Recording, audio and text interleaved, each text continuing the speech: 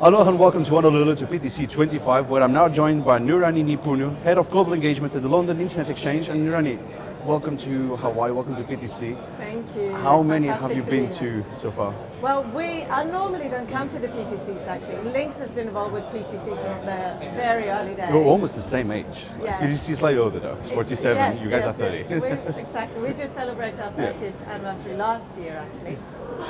But we're always engaged here. We find that it's a brilliant event for us. It's all the right decision makers. I also think there's so many interesting conversations to be had here. And then of course the atmosphere is, people are a little bit more relaxed than some of the other conferences. So. I think probably the best selling point of this conference is the time zone. Yeah. You're so far removed from everyone. When you're getting up, everyone is in bed already. Good no one point. can send you emails and calls. Yes, And that's how you actually are present. Yeah. But look, picking up on what you've been hearing in the conference, you just mentioned like the very interesting discussions. Picking up on what you're hearing here, how do you paint the state of the industry right now? Because there's so much happening. There is so much happening, and for us, we're an interconnection player. We run internet exchange points in different parts of the world. And just looking at the landscape, how it's changed over the last 10 years, even 5 years, for us, it's what makes this industry challenging, but also so exhilarating. So I was on a panel earlier this week about AI and about Web 3.0 and how we can see these shifts in how interconnection is happening. For us, we mostly see it in that those networks that traditionally, in the past maybe 15 years ago, would connect to an internet exchange point, were those sort of traditional networks, content providers, access providers, large transit providers. But now we see new players coming on board. We see a huge uptake of enterprise, fintech, bank, and then of course they're interested in the interconnection, but then also the cloud services and all these other interconnection enriching services that we provide. So I guess the complexity is actually increasing on how to service these people. How does it work to distinguish the different industries? Because for example, I'm sure a healthcare provider probably has higher needs for faster speeds versus, I don't know, a school, for example. How does that work network-wise? How do you make it work? Well, so, from our perspective, we only provide one part of the interconnection. So what makes us so valuable, so in London is one of the largest hubs in the world, but we have close to 1,000 global and local networks. So the fact that we have all of them present means that anyone who connects to our hub has a plethora of options to interconnect, right? And the way we've met this demand from these new players in the industry is really through education and innovation. Okay. So education, both in that we realize that we have to sort of bring them on a journey. Yeah. And innovation, I guess, is twofold. One is development of new services. So we see that particularly these types of customers are more interested in Cloud Connect, private VLANs, or private interconnects, closed user groups, things like that is maybe not necessarily the traditional sort of public peering, but once they connect to us, they start using all those services. But also we've done a lot of work in terms of automation and making sure that that we are user-friendly, that there's a portal, where they can do a one-stop shop, because they have a different skill set than some of the previous generation, if you want. And then when you look into even the wider picture of all this, we've been hearing here all the time AI. Yes. AI power, the main two topics of the year. There's a $5-6 trillion investment wave coming just to build AI, and that's probably a lower value than what's actually going to be. How does that impact LINX? How does it change your strategies? How are you guys adapting to all this? I'm sure there's a lot of questions that don't have answers yet, but how do you navigate all that and still continue what you're doing, but then building the next phase? The main point for us is capacity, right? We need to make sure that we have a platform that can meet that demand. And so we can see that this is going to generate a lot of compute, a lot of traffic. But then also from our side, we see that we need to do we've done a lot of automation internally to meet that. And also then working with partners. We work a lot with transport partners, reseller partners, and we know that they want to have an automated way of interacting with us. And then we also see that AI also allows a lot of customers to do traffic analysis and monitoring and prediction. And I love the saying that the future is difficult to predict, but the present is even more difficult, because you need to understand what data you have. That's a very good point. You can have all the AI in the world, but if your data is not good, you're not going to get anywhere. So that's what we see also. We need to make sure that we provide good data. Just almost like I said, like when you said transport partners, is that the fiber guys, people that carry the data, the connection? Both fiber, but also, so we have a program that we call Connections program. Where we work with fiber providers, we work with transport providers, even some of the largest tier 1 providers in the world, because even though we are building XPs in several locations, we can see that there might be, so not everyone builds a POP in London, right? But they might want to access some of those networks there or some of that content. And so even if they sit in, let's say Rome, or they sit in Tokyo, they can use those transport providers to come into London to access that. So we don't build a global transit network, but we work with partners to specifically. Okay. Just take that off the way, because I don't know all the terminologies of the sector, so sometimes it's good just to get it clean. Absolutely. There are a lot of buzzwords. There's a lot more coming, I'm sure, with this AI thing. It's going to generate so many more, probably generated by AI as well. For sure. But what you're saying is actually interesting, because one of the things around understanding the use case and the data that we need, because one of the things that came out of some of the sessions yesterday is that yes, we are going to build and invest, and this is going to speed up, etc. But this year looks like people do want to take a bit of a step back to understand better what this all is. What can it do for us? How much data do you need? What kind of connections do you need? And how heavy is it going to be in the networks? So when you look at the global map, and you guys have quite a spread footprint, and we'll go through some of the works you've done, especially in emerging markets as well. But when you look at all that, how do you prepare for that? What are you doing in the sense of understanding where the different locations are? And then I guess this is where you can almost split between the more developed markets like London, for example, and then the ones you've been going to, like Nairobi and all that. Paint us a picture. How do you navigate the understanding of what you need to do? It's a very good question. I mean, so we do both, right? We need to make sure we have our data in order. That informs our your customers. in-house data as well. Exactly. Your company, and also the statistics we provide. But then we need to also make sure that we stay ahead of the curve. So a good example, you mentioned Nairobi. So for example, we know that Africa is a huge emerging market. And we know that the next billion internet users are going to come from Africa. And because London was one of the very early hubs in the world, really, and it grew to become so big, there is so much traffic still in Africa that leaves the continent and goes up to London.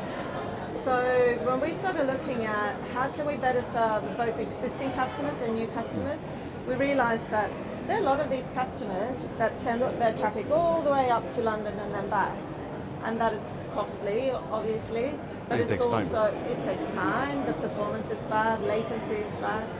So we started looking at, okay, can we serve these customers on the continent instead? And then the data comes in, right? So then we look at, the markets, we look at the developments, the trends, we look at what's the infrastructure on the ground. And again, for us, partnerships are key. So if we find good partners on the ground, like we did in Nairobi, then that's a big green flag for us. And so Nairobi, we knew also that it's going to be one of the largest hubs in Africa, and we've been monitoring it over the years. So if we can help grow that market, we think it's good for us and our members and customers, but it's also actually good for that local industry. Right? Absolutely, and it comes down to breaching the digital divide as well, closing the gap as much as possible. Absolutely. We're still waiting for the African, for the Indian, Microsoft, Google, and that will happen. It's just a matter of time. It's not if, it will happen. And we find that internet exchange points, there's no magic to them, but we know that when we get it right, an exchange point can be a catalyst for growth.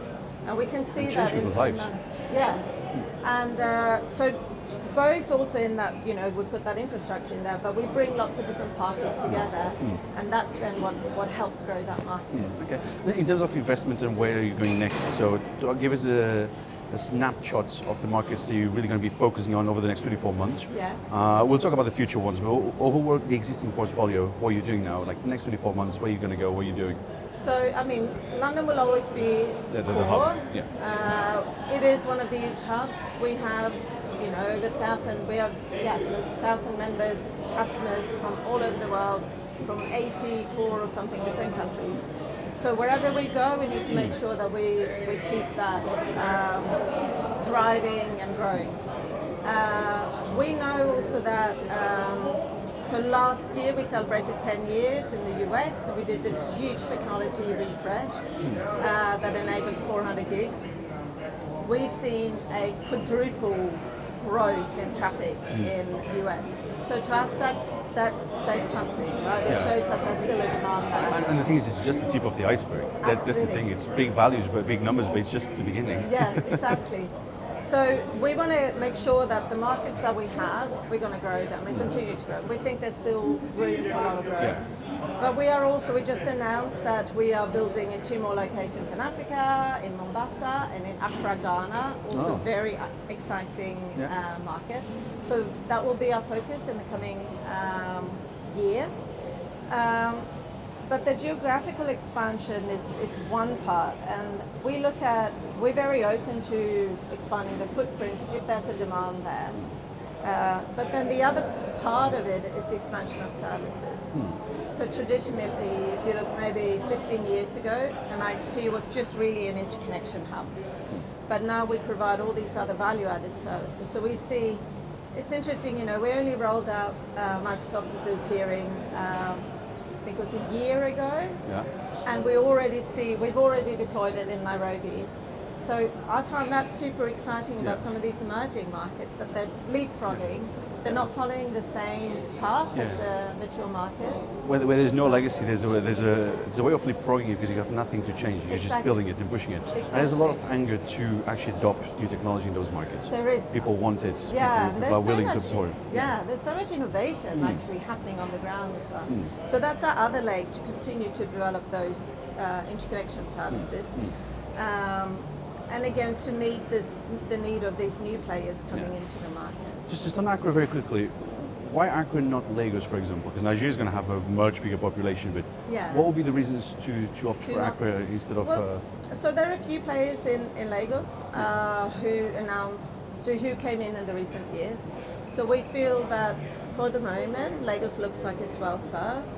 But it's like you say, it's one of the biggest democracies in Africa. So for now, we're looking to see other things we can do to partner or to facilitate traffic between the countries. But there might also be other locations other than Lagos that could be interesting. So that's my role, to keep an eye on. We'll be here to look for them. But what about the last mile? Because before we came on camera, we were talking about some of the markets you're not in, so Asia and all sorts of things. Yes. What's LINX's take on the markets that you're not in yet? Yes. I'm sure you're keeping an eye, but any more confirmed plans anymore? None that I can confirm. We are absolutely in talks, and we are monitoring some of those markets. Some of the markets can be a little bit challenging in terms of regulatory environment. So for us, that's really important, not just for us to operate, but we need a fairly open regulatory environment in order for the ISPs to thrive. But we are absolutely looking at those markets. In some cases, we build our own ISP, but in places where there are maybe other challenges, we do partnerships. So in Middle East, for example, we partnered with STC, now Center 3, and we built POPs first in Jeddah on the coast, and then Riyadh, and we're also about to announce Dammam. So very nice. It's all happening. Yeah, Middle East is going to be big. Yes, yeah. What's the one thing that makes your job hard? That makes it? Your job hard. That makes my job If you got hard. sold, you'll be having much better night's sleep. I guess it comes back to this thing about predicting the present and predicting the future, right? But that's actually what I find exciting about this. What I really like about my job and what we do is that we gather so much data that we analyze and that we synthesize. But one of the key components when we did make decisions is actually having face-to-face discussions with people on the ground. Very valuable. And COVID did not kill that. Yeah, you can have all the data in the world, but then you speak to someone who actually knows what's happening on the ground, and you get informed, But so I would say it's in some ways the challenging part, but it's actually the part that I enjoy the most. Yeah. Well, the challenge is always an opportunity as well. Yeah, But Nurani, so we are now at PTC'25, almost at the end, as we can see, starting to wrap up.